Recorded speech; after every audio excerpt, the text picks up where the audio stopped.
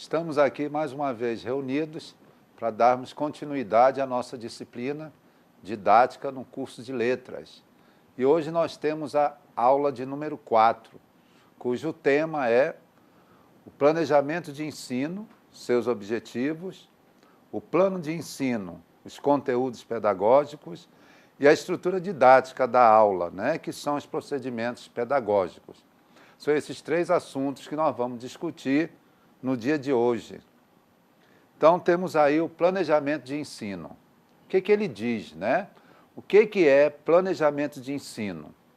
Compreende um conjunto de conhecimentos práticos e teóricos, ordenados de modos a possibilitar interagir com a realidade, programar as estratégias e ações necessárias, e tudo o mais que seja delas decorrente, no sentido de tornar possível alcançar os objetivos e metas desejados e neles pré-estabelecidos. É o que nós falamos na aula 3 em relação ao planejamento, Nele vai estar e vai constar todas as nossas atividades, todos os nossos objetivos, tudo aquilo que nós queremos alcançar dentro da nossa prática pedagógica. Então, o planejamento de ensino, ele precisa permear essas situações. E, nesse momento, o que realmente ele pretende atingir? Então, ele tem o seguinte, o que ele se preocupa? Ele se preocupa em possibilitar, programar, alcançar, organizar, sistematizar, prever, decidir, como um ato político-pedagógico. O planejamento de ensino, ele é um ato, e esse ato é uma ação, e essa ação, ela busca um objetivo. E esse objetivo, ele é político-pedagógico, As políticas públicas são desenvolvidas também dentro da educação, só que é uma política pedagógica, onde nós teremos a didática como nosso instrumento, que vai nos auxiliar nesse processo de ensino e aprendizagem. É um processo que exige organização, sistematização, previsão e decisão.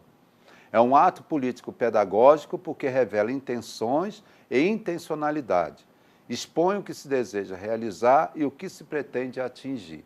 É aquilo que nós já colocamos, Preparamos algo hoje, mas pensando em atingir o futuro. Claro que esse planejamento, como nós já dissemos, ele pode ser adequado, pode ser modificado, isso vai depender da mobilidade social e educacional, a questão filosófica, a questão social e os fatos históricos que estão ao redor desse planejamento. Então, além do planejamento de ensino, nós temos também os conteúdos pedagógicos. Esses conteúdos pedagógicos, vamos ver o que eles querem dizer. Conteúdos são conhecimentos ou formas culturais que se considerem essencial, que sejam assimilados por estudantes, a fim de alcançar seu desenvolvimento e socialização. Isso também nós já colocamos na primeira aula, que o objetivo principal da educação, além de desenvolver a nossa parte cognitiva, ela também pressupõe socializar os indivíduos de uma sociedade. A educação tem, a meta principal é isso, é a nossa socialização. São os conhecimentos sistematizados, selecionados, das bases das ciências e dos modos de ação acumulados pela experiência social da humanidade e organizados para serem ensinados na escola. Foi o que nós já dissemos também. Esse nosso planejamento, esse plano de ensino, esse plano de aula, não sai de qualquer lugar. Ele sai de tudo aquilo que já aconteceu com a sociedade, com a humanidade, certo? Nós sabemos que desde a antiguidade, atos ou ações educacionais vêm acontecendo. E devido à mobilidade, à cultura, à religião, os processos educacionais também são adequados a determinadas situações. São habilidades e hábitos vinculados aos conhecimentos, incluindo métodos e procedimentos de aprendizagem e de estudo. São atitudes e convicções envolvendo modos de agir, de sentir e enfrentar o mundo, que é isso que a gente está colocando nesse momento. Então, o plano de ensino, esses conteúdos pedagógicos, são os conhecimentos que nós vamos repassar aos nossos alunos e que serão assimilados pelos mesmos. Esses conhecimentos são distribuídos entre as várias ciências e artes, né? Todo esse conhecimento que a humanidade já adquiriu e o que ela busca até para o futuro, elas têm que constar dentro desse plano de ensino, né? É esse conhecimento que ele vai ser sistematizado e distribuído entre as áreas do conhecimento, que seriam todas as ciências e as artes. Mediados pelo professor. Sem o professor, nós também não teríamos muita coisa a desenvolver. Então, o professor, a didática e o aluno são os três processos, né, importantes para que a gente possa mobilizar ou dar mobilidade ao ensino-aprendizagem. Devem ser selecionados de forma que sirvam de mediadores para que os alunos compreendam a realidade, que é o que a gente colocou, que são os conteúdos, né? Eles têm que ser selecionados de acordo com a necessidade, a habilidade, né, e a capacidade dos alunos, a idade, a série, o ano e assim por diante. Devem contemplar os conhecimentos, as atitudes e habilidades nos domínios cognitivos, afetivos e psicomotores, né? Que nós sabemos que o conhecimento ele serve para desenvolver também não só a parte da interação entre os seres humanos, né, na sociedade, mas também desenvolver a parte cognitiva, afetiva e psicomotora dos nossos alunos. E o que seria, então, essa estruturação didática da aula? Né? Essa estruturação didática da aula. Nós não chegamos na sala de qualquer forma, de qualquer jeito, né, aleatoriamente. Nós chegamos lá com um planejamento, né, além do planejamento, com os nossos planos do dia a dia, plano de aula, plano de ensino e assim por diante. Então, o que seria isso? A estruturação didática da aula caminha com os procedimentos pedagógicos. A didática, a formação do professor, que está relacionado a teórico-científico. O que seria esse teórico-científico? Nós temos a didática e temos o professor. Só que eles estão relacionados a partir de quê?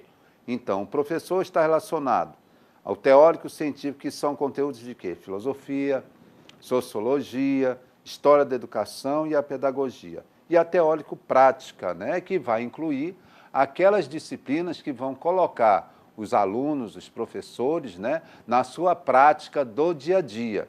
Que prática, então, seria essa? Que disciplinas seriam essas? A própria didática, as metodologias e as pesquisas. E quem é que vai fazer essa mediação entre as disciplinas, entre os conteúdos, entre aluno, professor, sociedade, escola, metodologia? É a didática. Ela é que é o vetor, né? Ela é que é o elo desse ensino à aprendizagem. Então, nós temos aí, né, a didática e a formação profissional do professor. Existem duas dimensões, como ele coloca aí. A primeira dimensão, qual que é? A teórica científica, que tem a filosofia, a sociologia, a história da educação e a pedagogia. A filosofia, a sociologia e a história da educação é o que vai, né, trabalhar todo esse pensamento educacional, né, desde a antiguidade até os dias de hoje. E a história também vai trabalhar os fatos e os acontecimentos.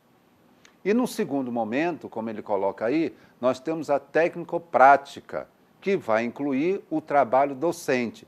E esse trabalho docente ele só acontece mediante o quê?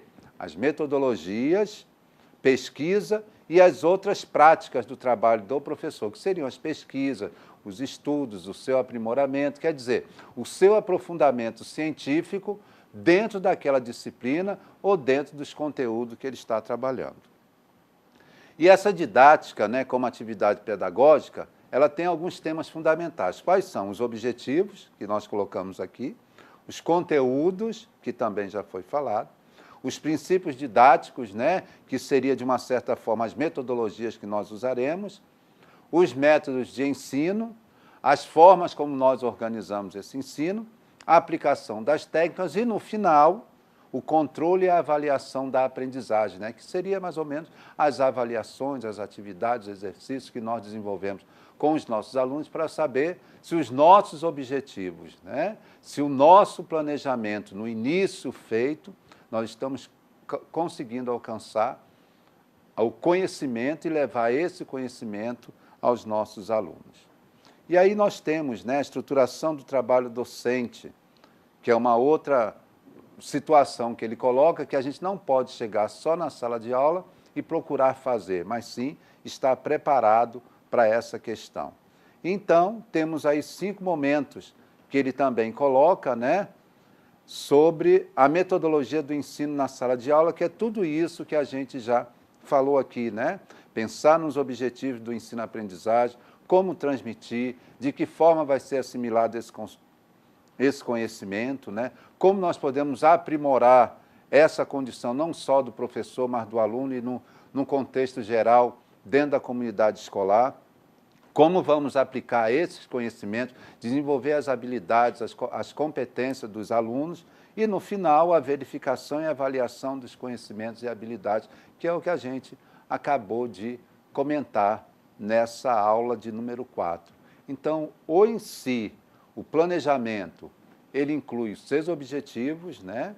O conteúdo programático e como o professor vai estruturar didaticamente a sua aula em sala de aula. Porque ele pode ter os objetivos, ele pode ter os conteúdos, ele pode ter o seu planejamento, mas há também um processo didático de como ele vai transmitir o conhecimento, como é que ele vai trabalhar o ensino-aprendizagem para que o seu aluno possa assimilar o conteúdo naquele momento. E ele sempre preocupado com a questão filosófica, sociológica e histórica que envolve aquele momento, que envolve o seu aluno, que envolve a escola, que envolve a comunidade, né? Tudo aquilo que, de uma certa maneira, nós estamos participando no nosso dia a dia.